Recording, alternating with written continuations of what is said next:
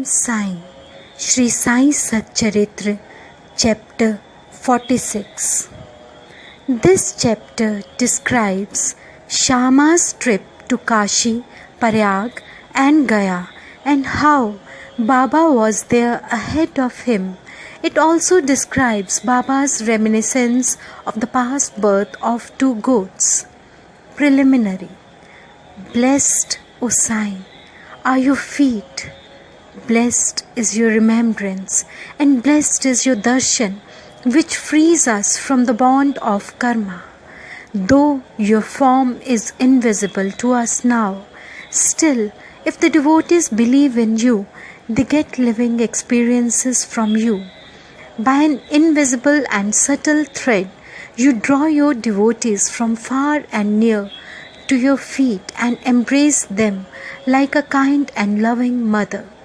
The devotees do not know where you are, but you so skillfully pull the wires that they ultimately realize that you are at their back to help and support them.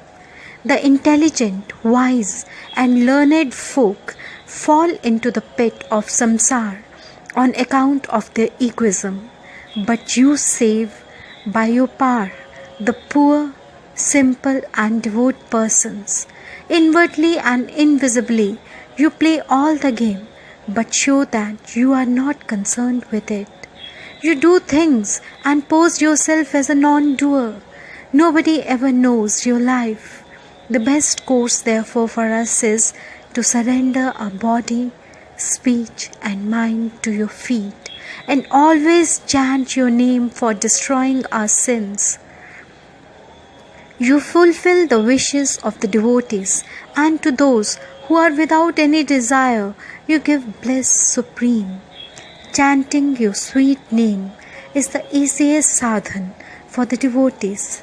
By this sadhan, our sins, rajas and tamas qualities will vanish. The sattva qualities and righteousness will gain predominance, and along with this, discrimination, dispassion, and knowledge will follow. Then we shall abide in ourselves and our Guru. This is what is called complete surrender to the Guru. The only sure sign of this is that a mind gets calm and peaceful. The greatness of this surrender, devotion, and knowledge is unique, for peace, non-attachment, fame, and salvation, etc., come in its train. If Baba accepts a devotee, he follows him and stands by him day and night, at his home or abroad. Let the devotee go anywhere he likes. Baba is there, ahead of him, in some form, in an unconceivable manner. The following story illustrates this. Some time after Kaka Sahib Dikshit was introduced to Sai Baba, he decided to perform the thread ceremony of his eldest son, Babu, at Nagpur. At about the same time, Nana Sahib Chandorkar decided to perform the marriage ceremony of his eldest son at Gwalior. Both Dikshit and Chandorkar came to Shirdi and lovingly invited Baba for these functions. Baba asked them to take Shama as his representative. When he was pressed to come in person, Baba told them to take Shama with them, and that after doing Banaras and Prayag, he would be ahead of Shama. Now mark these words, for they show Baba's all-pervasiveness. Taking the permission of Baba, Shama decided to go to Nagpur and Gwalior for these functions and ceremonies, and thence to Kashi, Prayag and Gaya. Appa Kote made up his mind to accompany him. They both went first to Nagpur for the thread ceremony. Kaka Sahib Dikshit gave Shama rupees 200 for his expenses. Then they went to Gwalior for the marriage ceremony. There Nana Sahib Chandorkar gave Shama rupees 100 and his Vyahi, Mr. Jathed, gave him also rupees 100. Then Shama went to Kashi and then to Ayodhya, where he was well received in Jathed's beautiful temple of Lakshmi Narayan at Kashi, and in the Ram Mandir at Ayodhya by Jathar's manager. They stayed for 21 days in Ayodhya and 2 months in Kashi. Then they left for Gaya. In the train they felt a little uneasy on hearing that plague was prevailing in Gaya. At night they alighted at Gaya station and stayed in the Dharamshala. In the morning the Gaya wala came there and ate. The pilgrims have already started. You better make haste. Shama casually asked him whether there was plague in Gaya. No, said the Gayawala. Please come without any fear or any anxiety to see yourself. Then they went with him and stayed in his house, which was a big and commodious vada. Shama was pleased with the accommodation provided for him. But what pleased him most was the beautiful big portrait of Baba, fixed in the central and front portion of the building. Seeing this portrait, Shama was overwhelmed with emotion. He remembered Baba's words.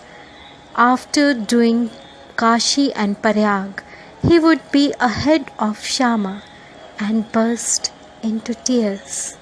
His hairs stood on end, his throat was choked, and he began to sob. The Gayawala thought that he was afraid of plague prevailing there and therefore was crying, but Shama inquired of him whence he got Baba's portrait there. He replied that he had 200 or 300 agents working at Manmar and Puna Tambe for looking to the convenience of the pilgrims to Gaya, and from them he heard about Baba's fame. Then about 12 years ago he went to Shirdi and took Baba's darshan.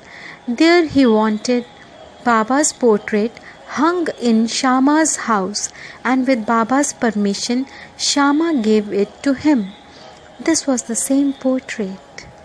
Shama then remembered this former incident.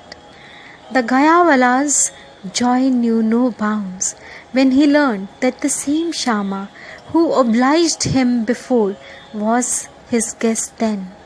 Then they both exchanged love and service and were most delighted and happy. The Gayawala gave him a right royal welcome. He was a very rich man. He sat in a palanquin and made Shama ride an elephant and attended to all his comforts and conveniences. The moral of the story is this, that Baba's words came out true to the letter, and unbounded was his love towards the devotees.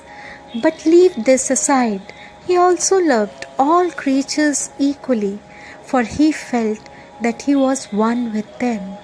The following story will illustrate this. 2 goats. Baba was once returning from Lendi when he saw a flock of goats. Two of them attracted his attention. He went to them, caressed and fondled them, and bought them for rupees 32. The devotees were surprised at this conduct of Baba. They thought that Baba was duped in this bargain, as the goats would fetch rupees 2 each, at the most rupees 3 or 4 each, that is rupees 8 for both. They began to take Baba to task for this, but Baba kept calm and cool. Shama and Tatya Kote asked Baba for an explanation. He said he should not store money as he had no home and any family to look after. he asked them to purchase at his cost 4 seers of dal and feed the goats. After this was done, Baba returned the goats to the owner of the flock and gave out the following reminiscence and story of the goats. Oh, Shama and Tatya, you think that I have been deceived in this bargain? No, listen to the story. In the former birth, they were human beings and had the good fortune to be my companions and sit by my side. They were twin brothers, loving each other at first, but later on they became enemies. The elder brother was an idle fellow, while the younger one was an active chap and earned a lot of money. The former became greedy and jealous and wanted to kill his brother and take away his money. They forgot their fraternal relations and began to quarrel with each other. The elder brother resorted to many devices to kill his younger brother, but all of his attempts failed. Thus they became deadly enemies, and finally on one occasion the elder gave a deadly blow with a big stick on the latter's head, while the latter struck the former with an axe, with the result that both fell dead on the spot. As the result of their actions, they were both born as goats. As they passed by me, I at once recognized them. I remembered their past history. Taking pity on them, I wanted to feed them and give them rest and comfort, and for this reason I spent all the money for which you reprove me. As you did not like my bargain, I sent them back to their shepherd. Such was Sai's love for the goats. Bow to Shri Sai. Peace be to all. Om Sai. Om Sai. Shri Sai Satcharitra, Chapter 46. This chapter describes Shama's trip to Kashi, Prayag and Gaya, and how Baba was there ahead of him. It also